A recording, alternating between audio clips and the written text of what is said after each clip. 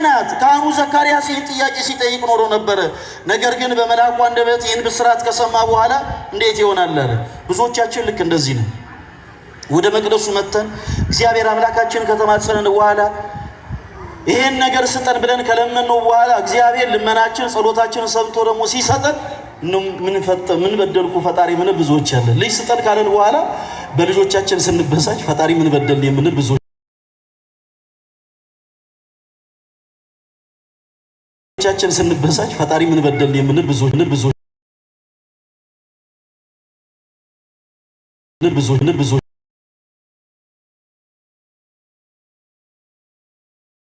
ምን ያለው እኔ በእግዚአብሔር ፊት የምቆም መልአክ ሆኜ ሳለ ነገሬን አላመንክምና እስከዛው ድረስ ዲዳ ሆነ ትኖራለህ አለው።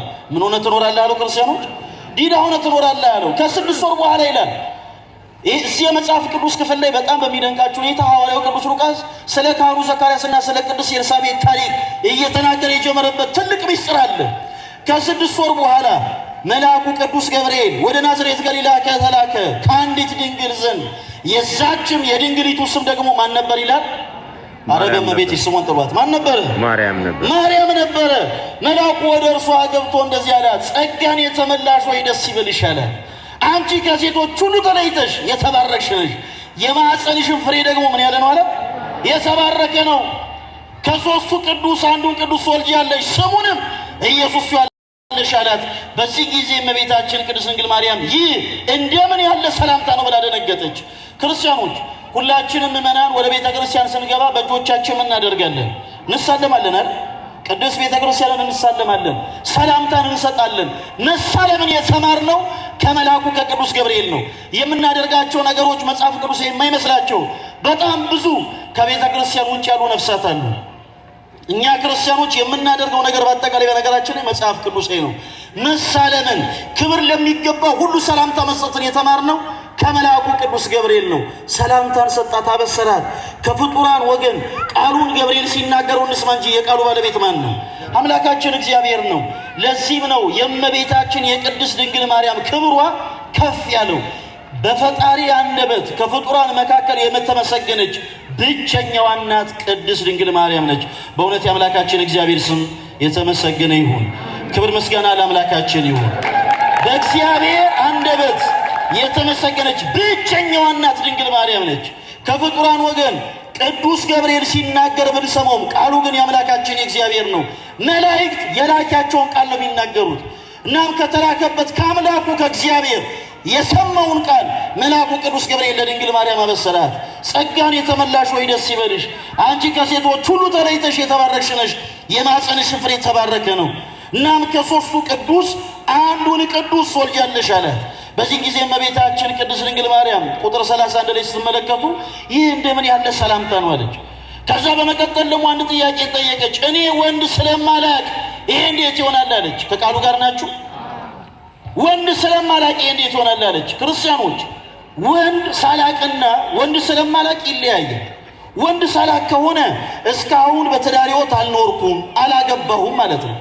ወንድ ስለማላቅ ግን እስከ ፍጻሜ ነው፣ እስከ መጨረሻ ማለት ነው። ወንድ ስለማላቅ ይሄ እንዴት ይሆናል አለች። ታስታውሱ ከነበረ ከ6 ወር በፊት መልአኩ ቅዱስ ገብርኤል ካህኑ ዘካርያስን ሲያበስረው እኔ አረጋዊ ነኝ፣ ባለቤቴ ቅድስት ኤልሳቤጥም የምትወልድበት የመውለጃዋ ጊዜ አልፏል ባለው ጊዜ ተቆጥቶ ነበረ። ይህንን ቃል ግን እመቤታችን ስትናገር መልአኩ ገብርኤል አልተቆጣም፣ ይልቁኑ ቃሏን በቃል አሸነፈ እንጂ። ለምንድን ካልን ምክንያቱም የእናታችን የቅድስት ድንግል ማርያም ክብሯ፣ ልዕልናዋ፣ ንጽህናዋ፣ ቅዱስናዋ ከቅዱሳን ሰዎችም ከቅዱሳን መላእክትም ይበልጥ ስለነበረ ነው።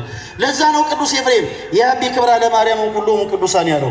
ከሁሉም ቅዱሳን ይልቅ የማን ክብር ይበልጣል አለ? አረ ስሟን ጥሯት ግዴ። የማን ክብር ይበልጣል? የእመቤታችን የቅድስት ድንግል ማርያም ክብር ይበልጣል አለ። ለምንድን ነው ለመሆኑ የእናታችን የቅድስት ድንግል ማርያም ክብር የበለጠው? እኛ ኦርቶዶክሳውያን ስለምንወዳት፣ እኛ ነጠላ ለባሾቹ ማርያም ማርያም ማርያም እያልን ስሟን ስለምንጠራ አይደለም። ቅዱስ ኤፍሬም ሚስጥሩን ሲያመሰጥር እንዲህ ይላል፣ ይእቲታ ቢም ኪሩቤል ወትፈለፍልም ሱራፌል እስመ ኮነት ታቦተ ለአሐዱ ዘእምቅድስት ሥላሴ። ይህች ከኪሩቤል ትበልጣለች፣ ከሱራፌልም ትበልጣለች። ምክንያቱም ከሦስቱ ቅዱስ ለአንዱ ቅዱስ ምን ሆናለች አለ?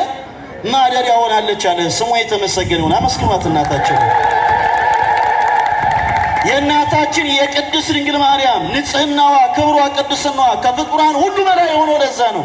አምላክን ለመውለድ የተገባች ነች ቅድስት ድንግል ማርያም።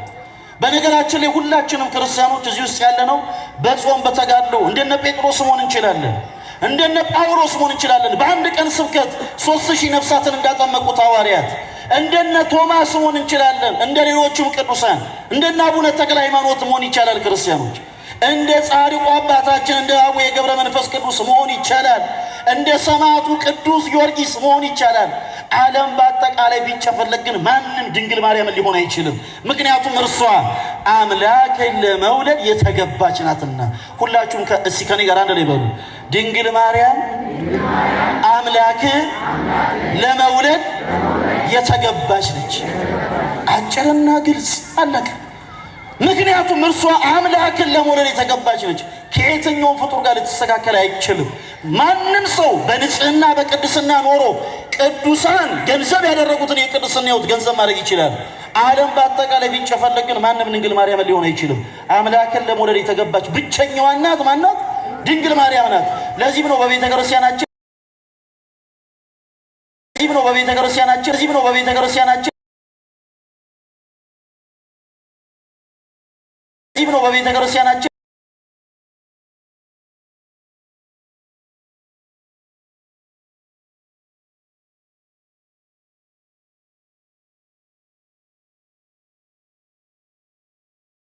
የእርሱ ቅድስና የባህሪው ነው። ማንም አይሰጠውም፣ ማንም አይነጥቀውም። ቅድስና ገንዘቡ ነው። ቅዱስ የምንለው አምላካችን እግዚአብሔርን ነው። ቅዱሳንን ግን በጸጋ ነው ቅዱሳን የምንላቸው። እነዚህ በጸጋ ቅድስናን ያገኙ ቅዱሳን መላእክት፣ ቅዱሳን ሰዎች በአጠቃላይ በጸጋ ማለትም በስጦታ ከአምላካችን ከእግዚአብሔር ዘንድ ቅድስናን ገንዘብ ስላደረጉ ክብር ይገባቸዋል። በማቴዎስ ወንጌል ምዕራፍ 10 ከቁጥር 40 ላይ ጌታችን አምላካችን መድኃኒታችን ኢየሱስ ክርስቶስ በማይታበል ቃሉ እንደዚህ አለ፣ እናንተን የሚቀበል እኔን ይቀበላል አለ። እናንተን የሚቀበል እኔን ምን ይላል? ምን ይላል? ይቀበላል። አንዳንዶች በመንገዳችሁ መጥተው ጌታን ተቀብሏችኋል ይሏችኋል አይደል? ይሏችኋል አይደል? እግዚአብሔር አምላክ ሁሉንም ለንስሐ ሞት ያብቃል። ክርስቶስን ተቀበላችኋል፣ ኢየሱስን ተቀበላችኋል የሚላችሁን ሰው ክርስቶስን ከቅዱሳን ጋር ተቀብያለሁ ብላችሁ መልሱ። እሺ፣ ጌታችን መድኃኒታችን ኢየሱስ ክርስቶስ ለቅዱሳን እንደዚህ አለ፣ እናንተን የሚቀበል እኔን ይቀበላል፣ እኔን ደግሞ የሚቀበል የላከኝን ይቀበላል አለ። ከዛም ወረድ አለና እንደዚህ አለ፣ ጻድቅን በጻድቅ ስም የሚቀበል የጻድቁን ዋጋ ያገኛል። ጻድቅን በጻድቅ ስም የሚቀበል የጻድቁ ምን ያገኛል? ዋጋ ያገኛል። ነቢዩንም በነቢዩ ስም የሚቀበል የነቢዩን ምን ያገኛል? ዋጋ ያገኛል። እንደዚህ ብቻ ብሎ አላበቃም። ጌታችን መድኃኒታችን ኢየሱስ ክርስቶስ ከቁጥር 42 ላይ እንደዚህ አለ፣ ማንም ከነዚህ ከታናናሾቹ ለአንዱ ሰውን የሚያጠጣ እውነት እውነት እላችኋለሁ ዋጋው አይጠፋበትም አለ። ዋጋው ምን አይልበትም? ክርስቲያኖች አይጠፋበትም። ዝክር ስትዘክሩ፣ በቅዱሳን ስም የተራበን ስታበሉ፣ የተጠማን ስታጠጡ፣ አንዳንድ ሰዎች ከመጽሐፍ ቅዱስ ትምህርት ውጪ አንዳንድ ልምምዶችን እያደረጋችሁ እንደሆነ አድርገው ሊስሉባችሁ ይፈልጋል። ነገር ግን መጽሐፍ ቅዱሳዊ ነው። በቅዱሳን ስም በነ ሰማዕቱ ቅዱስ ጊዮርጊስ፣ በነ ቅዱስ አርሴማ፣ በነ ቅዱስ ጴጥሮስ፣ በነ ቅዱስ ጳውሎስ ስም የተራበን ማብላት፣ የተጠማን ማጠጣት መጽሐፍ ቅዱሳዊ ትምህርት ነው። ጌታችን አምላካችን መድኃኒታችን ኢየሱስ ክርስቶስ በዚህ የመጽሐፍ ቅዱስ ክፍል በማቴዎስ ወንጌል ምዕራፍ 10 ከቁጥር 42 ላይ እንደዚህ ያለ፣ ማንም ከነዚህ ከታናናሾቹ ለአንዱስ እንኳ ቀዝቃዛዋን በደቀ መዛሙርቴ ስም የሚያጠጣ እውነት እውነት እላችኋለሁ ዋጋው ምን አይለበትም? አይጠፋበትም። ኧረ በመቤት ዋጋው ምን አይለበትም? አይጠፋበትም አለ። እንዲህ አይነቱ ደግሞ ዋጋ ምን አይነት ዋጋ ነው? እንዲህ አይነቱ ዋጋ ምን አይነት ዋጋ ነው ብለን ስንጠይቅ ቅዱስ ጳውሎስ ይመልስልናል። የተራበን ማብላት፣ የተጠማን ማጠጣት በጎ ስራ ነው። ቅዱስ ጳውሎስ በሮሜ መልእክቱ ምዕራፍ 2 ከቁጥር 7 እንደዚህ ይለናል፣ በበጎ ስራ በመጽናት ምስጋናን፣ ክብርን፣ የማይጠፋ ሕይወትን ለሚፈልጉ እርሱ ጌታችን አምላካችን መድኃኒታችን ኢየሱስ ክርስቶስ የዘላለም ሕይወትን ይሰጣቸዋል አለ። የዘላለም ምን? የዘላለም ሕይወትን ይሰጣቸዋል አለ። ለዚህም ነው ቅዱሳን በቤተ ክርስቲያናችን ክብር አላቸው ምንለው። በእውነት አምላካችን እግዚአብሔር ስሙ የተመሰገነ ይሁን። ከዛ በመቀጠል በቤተ ክርስቲያናችን ክብር የሚገባቸው ካህናት አባቶች ናቸው። ከቃሉ ጋር ናቸው። ክብር የሚገባቸው እነማን ናቸው አልኳቸው? ካህናት አባቶች። ለምንድን? ካህን ማለት በነገራችን ላይ ቀጥተኛ ትርጉም አገልጋይ ማለት ነው። ዛሬ በምናከብረው በዚህ ዕለት በበዓለ ጰራቅሊጦስ ሐዋርያት ማለትም የክርስቶስ ኢየሱስ ካህናት መንፈስ ቅዱስን የተቀበሉበት ዕለት ነው። ካህናት በቤተ ክርስቲያናችን ክብር ይገባቸዋል። ክርስቲያኖች አንዳንዴ የቤተ ክርስቲያንን ትምህርት ለውጠው የሚረዱ በመንፍቅናው ዓለም ያሉ ሰዎች ከንቱ በሆነ ልምምድ ይሰቃያሉ። በዚህ ዕለት መንፈስ ቅዱስ ለሁሉ የልሳንን ስጦታ የሰጠበት ቀን ነው። ከቃሉ ጋር ናችሁ። መንፈስ ቅዱስ ለሁሉ ለሐዋርያት በአጠቃላይ በመንፈስ ቅዱስ ኃይል አዳዲስ ቋንቋዎች እንዲናገሩ በዓለም ሁሉ ዞረው ወንጌልን እንዲሰብኩ የመንፈስ ቅዱስ ስጦታን የመንፈስ ቅዱስ ጸጋን የተቀበሉበት ቀን ነው በዓለ ጰራቅሊጦስ። ሐዋርያት ማለትም የክርስቶስ ኢየሱስ ካህናት በዓለ ሃምሳው ካለፈ በኋላ በአንድ ቦታ ተሰብስበው ሳሉ መንፈስ ቅዱስ በእሳት አምሳል በላያቸው ወረደ። ለሁሉም የመንፈስ ቅዱስ ጸጋን ሰጣቸው። ዛሬም ድረስ ቤተ ክርስቲያናችን በዚህ ጸጋ ትገለገለላችሁ። እሱ ሁላችሁም አንድ ላይ ከኔ ጋር በሉ፣ የልሳን ጸጋ በሉ እስቲ። አይሰማም? የልሳን ጸጋ። መልካም። የልሳን ጸጋ በተለያዩ ቦታዎች ልክ እንደ እንግዳ ልምምድ ተደርጎ ይቆጠራል። ክርስቲያኖች በልሳን ጸጋ ማለትም ለሐዋርያት በተሰጠው ጸጋ ከመንፈስ ቅዱስ በተቀበሉት ስጦታ ዛሬም ድረስ እየተገለገለች ያለችው ብቸኛዋ ቤተ ክርስቲያናችን ብቻ ነች።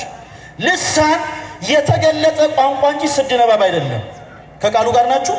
ልሳን የተገለጠ ቋንቋ እንጂ ስድ ንባብ አይደለም። ስድ ንባብ ማለት ምንም አይነት ትርጉም የሌላቸው የፊደላት ጋጋታ ማለት ነው። የፊደላት ጋጋታ። ፊደላት ደግሞ ስርዓት ባለው የሰዋስው ስርዓት ሲሰበሰቡ ትርጉም ያለውን የተገለጠን ቋንቋን ይሰጣሉ። በዚህ በሐዋርያት ሥራ ምዕራፍ 2 ከቁጥር 1 ጀምሮ እንደዚህ ይላል። በዓለ ሃምሳ የተባለውን ቀን በደረሰ ጊዜ ሁሉም በአንድ ልብ ሆነው አብረው ሳሉ ድንገት እንደሚነጠቅ አውሎ ነፋስ ከሰማይ ድምፅ መጣ፣ ተቀምጦም የነበሩበትን ቤት ሁሉ ሞላው። ከዛስ እንደ እሳትም የተከፋፈሉ ልሳኖች ታዩአቸው፣ በእያንዳንዳቸው ላይ ተቀመጠባቸው። ሁሉም በመንፈስ ቅዱስ ሞላባቸው በመንፈስ ቅዱስ ሞላባቸው እንደ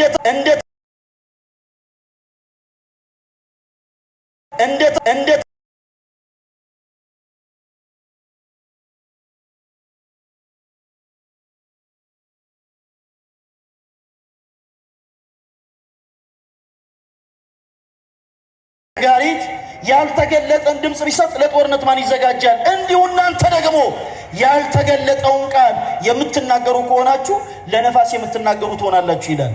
ዛሬም ድረስ በቤተ ክርስቲያናችን ይህ ስጦታ አለ። ለአባቶቻችን ለካህናት ተሰጥቷቸው በዓለም ሁሉ ቅዱስ ቤተ ክርስቲያናችን እንደ ሐዋርያት ወንጌልን ሰብክበታለች፣ ትገለገልበታለች። ለመሆኑ ለካህናት ክብር ይገባል ያልነው ለምንድን ነው? ክርስቲያኖች ለካህናት ለምንድን ነው ክብር ይገባል ያልነው? ቅዱስ ቤተ ክርስቲያናችን ለምንድን ነው ለካህናት ክብር ይገባል ብላ የምታስበው? የመጀመሪያው ትልቁ ነገር ያገኙት ስልጣን ያገኙት ጸጋ የጸጋ አምላክነት ነው። ቅዱስ ኤፍሬም በውዳሴ ማርያም ላይ ጌታችን አምላካችን መድኃኒታችን ኢየሱስ ክርስቶስን እንደዚህ ይለዋል። አንተ ውእቱ አምላከ አማልክት ወእግዚ አጋዕዝት ወንጉሰ ነገሥት። አንተ የንጉሶች ሁሉ ምንድን ነው ይለዋል። የንጉሶች ሁሉ ምንድን ንጉስ። በምድር ብዙ ነገሥታት አሉ፣ ለነርሱም ራሱ ንጉስ ነህ እያለው ነው። የጌቶችም ደግሞ ጌታ ነህ ይለዋል። በምድር ብዙ ጌቶች አሉ፣ የነሱም ጭምር ደግሞ ምንድን ነህ እያለው ነው፣ ጌታ ነህ። እሺ የአምላኮች ደግሞ ምንድን ምን ማለት ነው? ይሄ የአምላኮች አምላክ ማለት የሌሎች ጣዖታት የሌሎች አማልክት የነሱም ጭምር አምላክ ነው እየተባለ ነው? በፍጹም አምላክ አንድ ብቻ ነው። እርሱም ደግሞ በሶስትነት በአንድነት የሚመለክ አምላካችን እግዚአብሔር ብቻ። የአምላኮች አምላክ ያለው የካህናትም አምላክ እንደሆነ ሲያጠይቅ ነው። ምክንያቱም ካህናት አማልክት ዘበጸጋ ይባላሉ። ከቃሉ ጋር ናችሁ? አማልክት ዘበጸጋ። ለዚህም ነው አምላካችን እግዚአብሔር በዘጸአት ምዕራፍ 7 ከቁጥር 1 ላይ ለሙሴ እንደዚህ አለው፣ አንተን በፈርዖን ላይ አምላክ አድርጌ ሾሜሃለሁ ያለ። አምላክ አድርጌ ሾሜሃለሁ ሲል አገልጋይ አድርጎ እንደሾመው እንጂ ለአምላኩ ለእግዚአብሔር አገልጋይ ሆኖ ስልጣን ያለው ምድርንም ሰማይንም የሚያዝ ካህን መሆኑን ሲያጠይቅ የጸጋ አምላክ እንደሆነ ነገረው እንጂ ሰማይና ምድርን የፈጠርክ ሁለተኛ አምላክ ነህ እያለው አይደለም። ስለዚህ ካህናት አማልክት ዘበጸጋ ይባላሉ። ክርስቲያኖች ዛሬ ብዙዎቻችሁ አስቀድሳችኋል። ቅዳሴ ካለቀ በኋላ ምንድነው የምንሳለመው? ሁላችሁም ንገሩኝ እስኪ። ቅዳሴ ካለቀ በኋላ ምንድነው የምንሳለመው? ይሄ ሁሉ ህዝብ አያስቀድስም? ወንጌል ቅዳሴ ካለቀ በኋላ ክርስቲያኖች ምንድነው የምንሳለመው? የካህናት እጆቻቸውን መስቀል ነው የምንሳለመው። ቃል ቤት ያሰማልን። ቅዳሴ ካለቀ በኋላ ክርስቲያኖች የካህናትን እጆች ነው የምንሳለመው። የካህናትን ምኖች እጆች ነው የምንሳለመው። መስቀል እያለ ወንጌል እያለ ለምንድን ነው የካህናት እጆች የምንሳለመው? ሁላችሁም በደንብ አድርጋችሁ አዳምጡኝ። በቤተ ክርስቲያናችን ቅዳሴ ካለቀ በኋላ የምንሳለመው የካህናትን እጆች ነው። በቅዱስ ቤተ ክርስቲያናችን የቅዳሴ ጸሎት ማለት ከቤተልሔም እስከ ዕርገቱ ድረስ ያለው ሚስጥር በአጠቃላይ የሚከናወንበት ነው። ከውልደቱ እስከ ዕርገቱ ማለት ነው። በቅዳሴው ክፍል በእናታችን በቅድስት ክርስቶስ ሰምራ የካቲት ገድሏ ላይ እጅግ በጣም ሰፊ የሆነ ሚስጥር ተቀምጧል። በቤተ ክርስቲያናችን ውስጥ በቅዳሴ ጸሎት ካህኑ ለቅዳሴ አገልግሎት ሲተጋ በመንበሩ ላይ አስቀምጦ የሚሰዋው የአዲስ ኪዳኑን በግ የአዲስ ኪዳኑን መስዋዕት ክርስቶስ ኢየሱስን ነው። በአዲስ ኪዳኑ መሰዊያ ላይ አስቀምጦ የሚሰዋው የአዲስ ኪዳኑን መስዋዕት ክርስቶስ ኢየሱስን ነው። ቅዱስ ጳውሎስ በዕብራውያን 9 ቁጥር 13 እና 14 ላይ የሚደንቅ ቃልን ይናገራል። በብሉይ ኪዳን የነበረውን መስዋዕትንና በአዲስ ኪዳን ያለውን መስዋዕት ያነጻጽራል። በብሉይ ኪዳን የነበረው በላም በበግ በፍሪዳ የነበረው በእነሱ ይቀርብ የነበረ ደም ሰውነትን የሚቀድስ ከሆነ ነውር የሌለበት ንጹሕ የሆነው የክርስቶስ ኢየሱስ ደም ደግሞ ምንኛ ይልቅ ይላል። ካህናት በእጆቻቸው የሚዳስሱት የክርስቶስ ኢየሱስን ደም ነው። በመሰዊያው ላይ አስቀምጦ የሚሰዋው የአዲስ ኪዳኑን መስዋዕት ክርስቶስ ኢየሱስን ነው። በዚህም ደግሞ የካህኑ እጆች በአጠቃላይ በክርስቶስ ኢየሱስ ደም የታለሉ ይሆናሉ። የታለሉ ቅዳሴ ሲጀመር ከተመለከታችሁ ዲያቆናት መሶበ ወርቅን ይዘው ወደ መቅደስ ይገባሉ። በእውነት በአገልግሎት የምትመስሉኝ ዲያቆናት ወንድሞች እጅግ በጣም እድለኞች ናችሁ። ክርስቲያኖች ልጆቻችሁ የአብነት ትምህርትን ተምረው ልክ ስታርጉ ምን መሆን ትፈልጋላችሁ ሲባሉ ዶክተር እንደሚሉት ፓይለት እንደሚሉት ልጆቻችሁን ዲያቆን መሆን እንዲፈልጉ አድርጋችሁ አሳድጉ። ይሄ ትልቅ መታደል ነው። ምክንያቱም በራሶቻችሁ የሚይዟት በ15 ዓመት የተመሰለችው የእመቤታችን የቅድስት ድንግል ማርያም ምሳሌ ነው። አንቲ ውእቱ መሶበ ወርቅ ንጹሕ የሆንሽ መሶበ ወርቅ ነሽ እንላታለን። በውስጧም ደግሞ የሕይወት መና ያለባት እንደሆነ እናጠይቃለን። ዲያቆናት በራሶቻቸው ይዘው ወደ መቅደስ የሚገቡት የእናታችን የቅድስት ድንግል ማርያምን ምሳሌ የሆነውን መሶበ ወርቅ ነው። ካህኑ ከመሶበ ወርቁ የሚያገኘው ንጹሕ የሆነውን የአዲስ ኪዳኑን መስዋዕት ክርስቶስ ኢየሱስን በመንበሩ ላይ አኑሮ ይሰዋዋል። ካህኑም እጆቹ በክርስቶስ ደም የታለሉ ይሆናሉ። ቅዳሴን በደንብ አድርጋችሁ ከተመለከታችሁ ልክ ሲጠናቀቅ ሰራዩ ካህን ከላይ ሆኖ እጆቹን አመሳቅሎ ሕዝቡን ይባርካል። እግዚአብሔር ያሉ ምስለ ኩልክሙ ብሎ ንፍቁም ካህን ዲያቆናቱም ጭምር ከስር ሆኖ ይባረካሉ። ቅዳሴ ካለቀ በኋላ የምንሳለመው የሁለቱንም ካህናት እጆች ነው። እንዴት ቢሉ ካህኑ ሰራዩ ካህን በክርስቶስ ደም የታለሉ እጆቹን ንፍቁም ካህን እጆች ይለውሳል። ከዛ በኋላ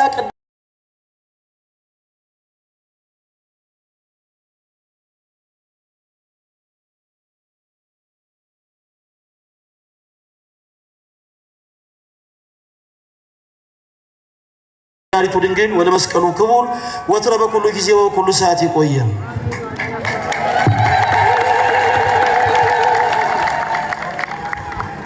በእውነት ለወንድማችን ለመምህር ፈለገ አትናቴዎስ ነገረ ክርስቶስን፣ ነገረ ማርያምን፣ ነገረ ቅዱሳንን እንደዚሁ ማዕረገ ክህነትንም ጭምር ነው።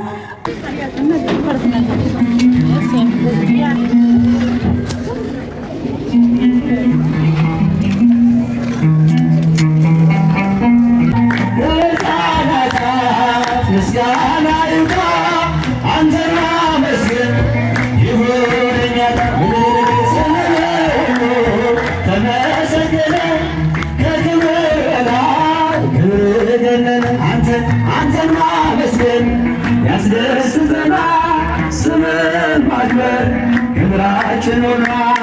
በምግብ እጦት ስንሰጋየን ማህሌትን አናቋርጥም የመከራዶ ቢወርድብን እንዘምራለን ለአምላካችን የመከራዶ ቢወርድብን እንዘምራለን አምላካችን ስንዘምር ስንመሩ በመሰገደ ከክብር በላይ ልግነት አንተን ማመስገን ስምን ማክበር ክብራችን ነው። ሰማዩ ዝናብ ደመና ቢያጣ ፍቅር በእኛ ውስጥ አላቋረጠም። ቸርነትህን እንጠብቃለን ከአንተ ዘንድ ጌታ የት እንሄዳለን? ቸርነትህን እንጠብቃለን ከአንተ ዘንድ አምላክ የት እንሄዳለን? ስምህ ሁሉ ተመሰገነ ከክብር በላይ ክብር ገነነ አንተን ማመስገን ያስደስተናል፣ ስምን ማክበር ክብራችን ሆኗል።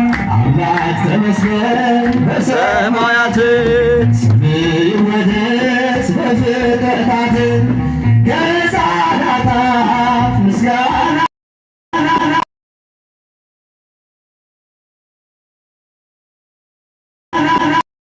ስምን ማክበር ግብራ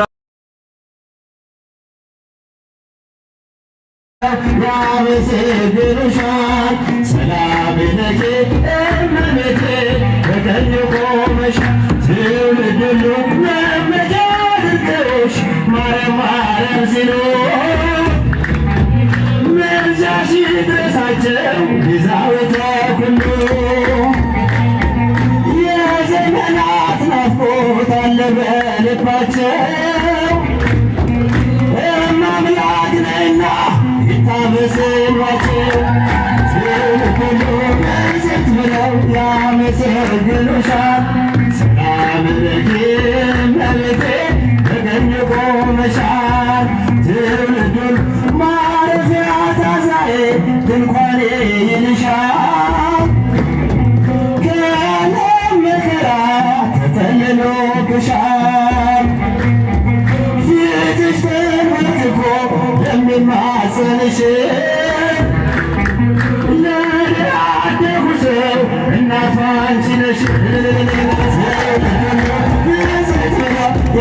ያመሰግኑሻል። ሰላም ለኪ እመቤቴ በቀኝ ቆመሻል። ትውልድ ሁሉ ቀስተ ደመናውን ኪዳኑን አስቦ ድንግል ይላል ልጅሽ ተሰብስቦ በብርሃን ፀዳል ተገልጠሽ ሳይሽ ልቤ ተመሰጠ ድንግል በግርማሽ ያመሰግኑሻል። ሰላም ለኪ እመቤቴ በቀኝ ቆመሻል። ትውልድ ሁሉ መመኪያ አድርገውሽ ማርያም ማርያም ሲሉ ምልጃሽ ይድረሳቸው ቤዛዊተ ኩሉ የዘመናት ናፍቆት አለ በልባቸው አምላክ ነህና ታመስሏቸው በሴት ብለው ያመሰግኑሻል። ሰላም ለኪ እመቤቴ በቀኝ ቆመሻል። ትውልድ ሁሉ በሴት ብለው ያመሰግኑሻል። ሰላም ለኪ እመቤቴ በቀኝ ቆመሻል። ሃሌሉያ ሃሌሉያ ወረደ መንፈስ ቅዱስ ሃሌሉያ ሃሌሉያ ወረደ መንፈስ ቅዱስ ኃይለ ሐዋርያት ኃይለ ሐዋርያት ኃይለ ሐዋርያት መንፈስ ቅዱስ ኃይለ ሐዋርያት ኃይለ ሐዋርያት ኃይለ ሐዋርያት መንፈስ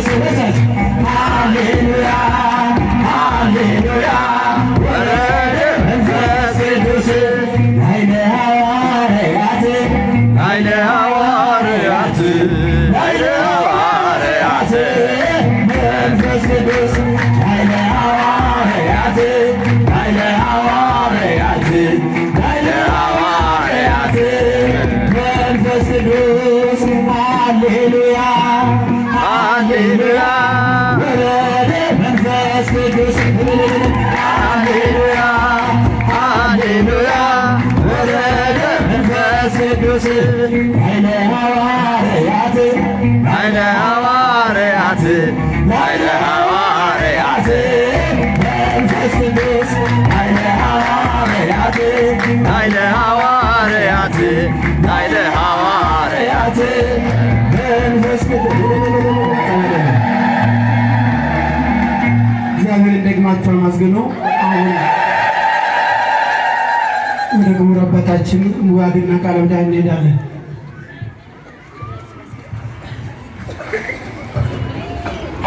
በስመ አብ ወወልድ ወመንፈስ ቅዱስ አሐዱ አምላክ አሜን። አቤቱ አምላካችን ሆይ ስለባረከን፣ ስለቀደስከን፣ ስላጽናናን ክብርና ምስጋና ለተቀደሰው ስም ይሁን አሜን። የተከበራችሁ ሊቃውንተ ቤተ ክርስቲያን፣ ይልቁንም በዛሬው ዕለት በእግዚአብሔር ቃል ያጽናናል ዲያቆን ፈለገ አትናቴዎስ። ፈለገና እስኪ ቁጭ ስትል አጭር ሁን፣ ደግሞ ቁመቱም አጭር ቁጭ ሚዲያ ላይ ቁጭ ስለሚል ፈለገ ሲባል አሰብ። አሁን ሳምንት ደግሞ እፎይን ይዤ እመጣለሁ። አይሻል ይምጣ እፎይ ይመጣል።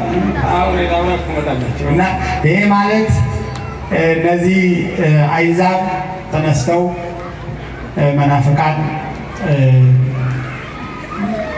ሳይማሩ ቤተክርስቲያኒቱን ሳያውቋት እንደው የሚዳፈሩት ቅስፍ የሚያደርጉ ናቸው። እዚህ የሚዲያ ላይ ጠላት የሚዲያ ላይ መናፍስትን የሚቀስፉ የአሕዛብንና የመናፍቃንን አንደበት የሚያስይዙ ናቸው። አመስግኗቸው።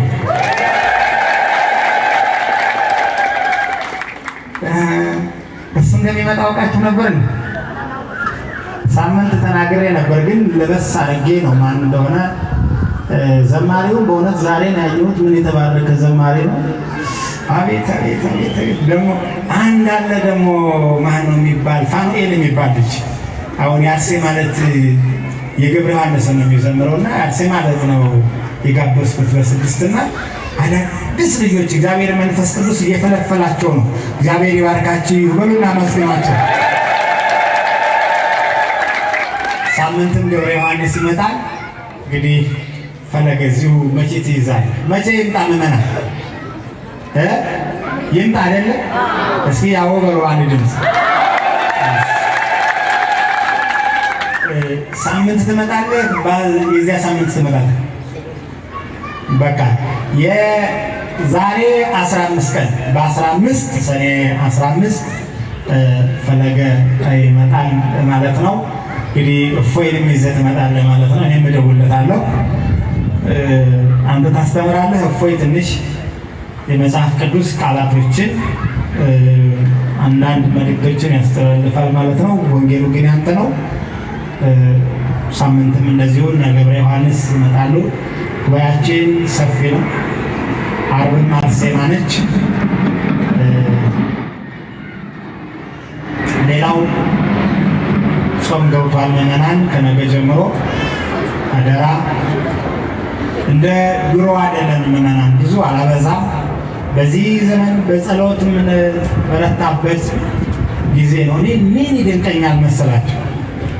እንደ ብጥንቅር የልምድ ነው። አሁን ሙስሊሞቹ አይታችኋቸው ከሆነ የሚደነቅ ስነ ስርዓት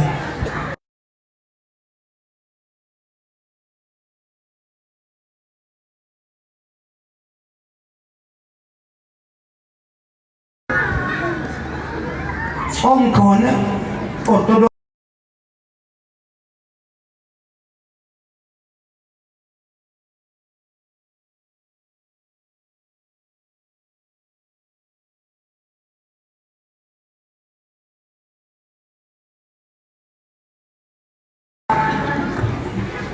እግዚአብሔር አበላን። ቤተ ክርስቲያን ደጃፍም ያሉት ምንም የሌላቸው እግዚአብሔር መገባቸው። ምንም የሌላቸውም በየመረዳጃ ቦታ ምንድነው አረጋውያኑ ማዕከል ያሉትን ምንም ሳይኖራቸው ማን መገባቸው? እግዚአብሔር መገባቸው። በአንድም በሌላ እንጀራ ጭነው እየሄዱ ድስት ወጥ በድስት በመኪና አድርገው ጭነው እየሄዱ ብዙ አረጋውያን እንደነ መቄዶንያ አይነት እሱን መሰል ብዙ ቦታዎች ብዙ ክርስቲያኖች በዚህ በአምሳ ፋሲካው መገቡ። የቤተ ክርስቲያን ልጆች አርባ እዚያ ያደረጉ፣ መታሰቢያ እዚያ ያደረጉ፣ ሰርጋቸውን እዚያ ያደረጉ። እነዚያን ምንም ማስታወሻ የሌላቸውን በሙሉ መገቡ። ሁላችንንም ማን መገበ? ማን አበላን? ክብር ለስሙ ይሁን። ክብር ስጡ። አሁን ደግሞ ከነገ ጀምራችሁ የጸሎት መጽሐፋችሁን የጸሎት ሕይወት ወደ ኪዳን ቤታችሁን አዘጋጁ። ኑሯችሁን ቅይር አድርጉት። በጾም በጸሎት ኮስተር ብላችሁ ክርስቲያናዊ ሕይወት ቅዱሳት መጻሕፍት የምታነቡበት አንዳንድ ምዕራፍ መጽሐፍ ቅዱስ ወይንም ገድለ ተክለ ሃይማኖት መቀመጫችሁ ጋር ማታ ስትገቡ እንድታገኙት እንዲያደርጉት። ልክ መጽሐፍ መቀመጫችሁ ጋር ስታረጉ እሱን ካገኛችሁት ከእሱ ጋር ትዛመዳላችሁ። ውጭም ስልካችሁን ቤትም ስልካችሁን ከሆነ ከመንፈሳዊ ሕይወት በዚህ ርዕስ ላይ ነው ፈለገ በዚህ ርዕስ ላይ ስልክ በሚባለው ላይ አንድ ቀን ፕሬዘንት አድርጋችሁ ጽናት አድርጋችሁ አቅርባችሁ ትምህርት እንድትሰጡም አደራ እንላለን። ጾሙን የበረከት ያድርግልን። ሐዋርያት የጾሙት ጾም ነውና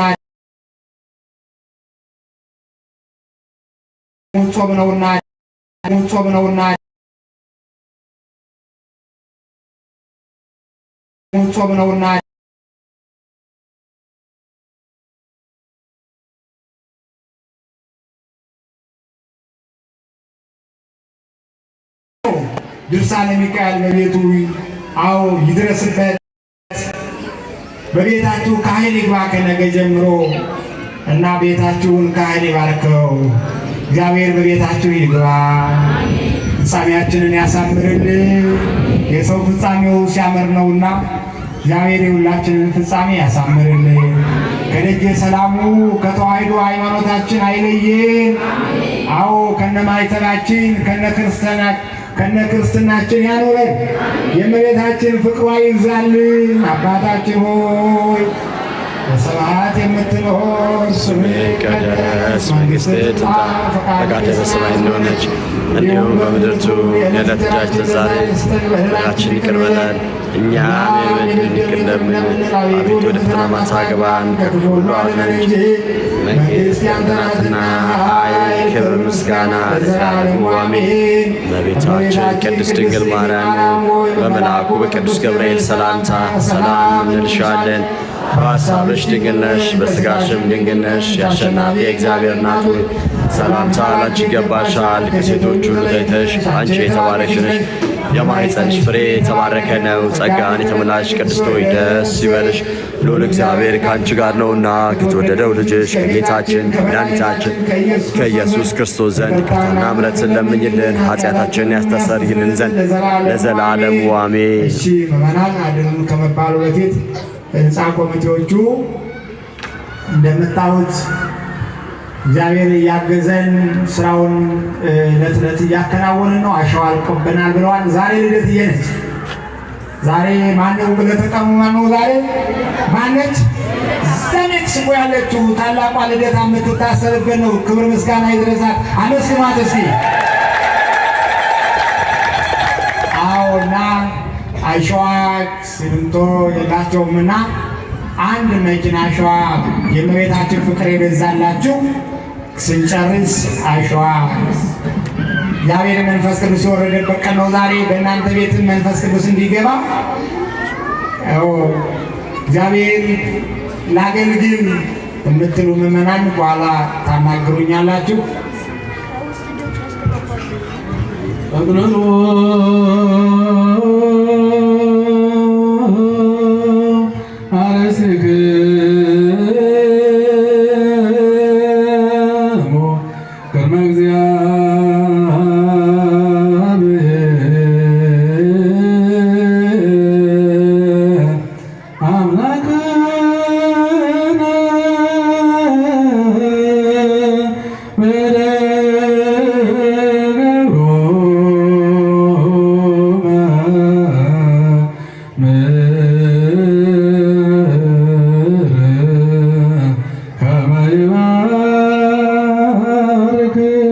አሜን። እግዚአብሔር ይባርከን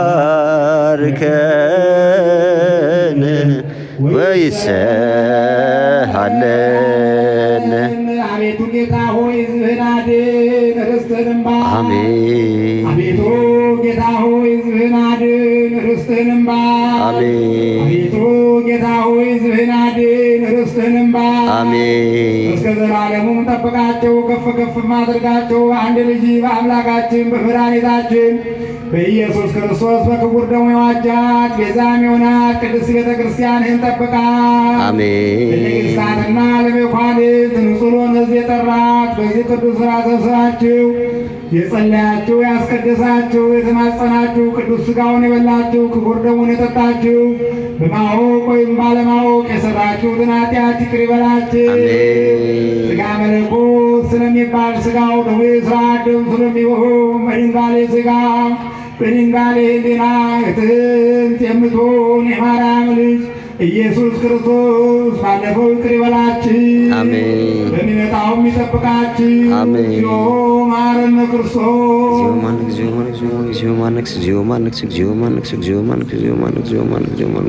መሐረነ ክርስቶስ በእንተ እግዝእትነ ማርያም በእንተ እግዝእትነ ማርያም መሐረነ ክርስቶስ የምትቀበል ኃጢአትን ይቅር የምትል በደልን የምትደመስስ ጌታዬ አምላኬ መድኃኒቴ መምህሬ ኢየሱስ ክርስቶስ ሆይ የኔንም የኃጢአተኛውን የአገልጋይን የሕዝብንም ኃጢአት ይቅር በል። ስናውቅ በድፍረት ሳናውቅ በስህተት ከልጅነት ሰቆች የሠራነውን ዕዳ በደላችንን የማይሠራ ኃጢአት እግዚአብሔር ይፍታ። እግዚአብሔር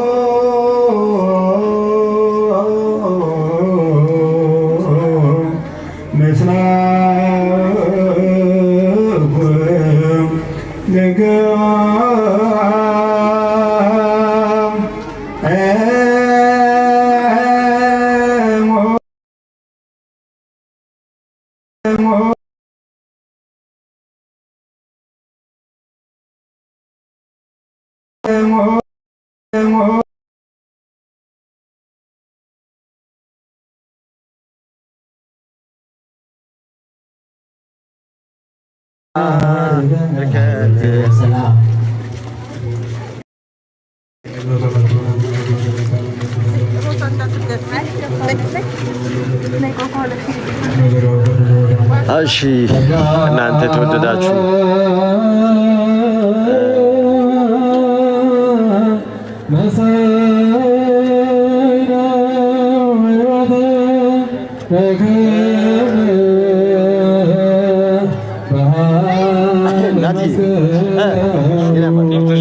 ሰላም ነው። ምንድን ነው የጠፋሽው? ሁሌ እኮ ነው የምጠይቀው።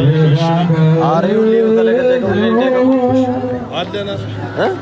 አየሁሽ መችልታ ኔትወርክ እያስቸገረኝ ማርያም